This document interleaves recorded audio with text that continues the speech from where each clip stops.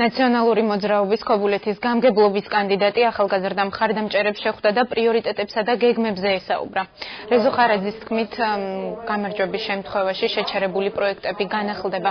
მაგალითად, მან ჩაქვში რაგბის სტადიონი დაასახელა.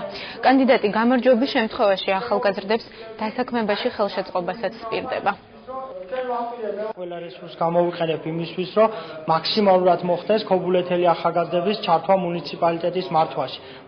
მაქსიმალურად მოხდეს სოციალურად დაუცველი სტუდენტებისთვის და განვახორციელოთ პროგრამა სოციალურად დაუცველი სტუდენტებისთვის, ქობულეთელი სტუდენტებისთვის, რომლებიც დამატებით შემოსავალს აიღებს სხვადასხვა სახის დასაქმების პროგრამა. ჩემი აზრით რაიონმა უნდა შეუწყოს სტუდენტს ხელი, რომ კარგად ისწავლოს, ასევე რაიონშივე უნდა დასაქმდეს ეს სტუდენტი და არ უნდა წავიდეს სხვა ქალაქებში, ან თუნდაც უცხოეთში, ასევე სტუდენტს უნდა ჰქონდეს დაფინანსება რაიონიდან და ხელშეწყობა, რაც ჯერჯერობით არ არის.